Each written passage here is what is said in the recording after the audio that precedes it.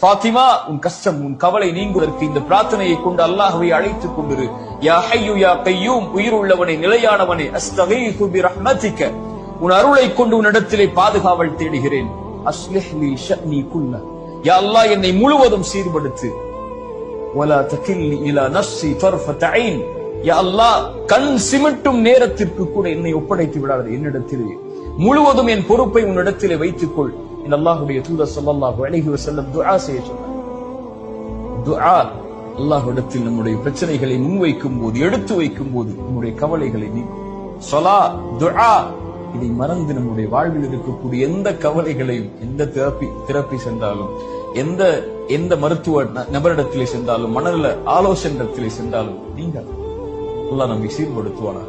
கடைசியாக ஒரு விஷயத்தை சொல்கிறேன், இதை செய்யுங்கள், இறைவன் உங்களுடைய கவலையை நீக்குவார்.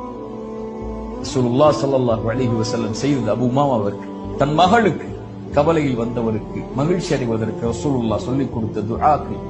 ரசூலுல்லாஹி ஸல்லல்லாஹு அலைஹி வஸல்லம் சொன்னார்கள், இறைவனுக்கு மிக விருப்பமான செயல் கவலையில் இருக்கக்கூடிய ஒருவனுடைய உள்ளத்தில் மகிழ்ச்சியை ஏற்படுத்துதல். உங்களால் ஒரு கவலையில், கடலில் இருக்கக்கூடியவனுக்கு, கஷ்டத்தில் இருக்கக்கூடியவனுக்கு, பொருளாதார நெருக்கடியில் இருக்கக்கூடியவனுக்கு, குடும்ப உறவுகளை பிரிந்து வாழக்கூடியவனுக்கு ஒரு மிகப்பெரிய செல்வத்தையோ ஒரு உறவையோ அமைத்துக் கொடுக்க முடியாமல் இருக்கலாம். சென்று ஆறுதல் சொல்லுங்கள், அல்லாஹ் இருக்கிறான், அல்லாஹ்வை அழை, அல்லாஹ் உனக்கு இந்த பிரச்சனையை நீக்குவான். ரசூலுல்லாஹ் செய்தார்கள்.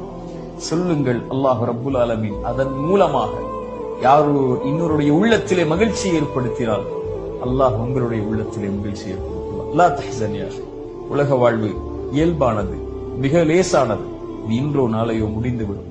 ஆனால் நாம் நம்மை தயார்படுத்திக் கொள்ள வேண்டும் அதற்கு முன்னால் இறைவனை சந்திப்பதற்கு. லா தஹ்சன், கவலை கொள்ளாதீர்கள்.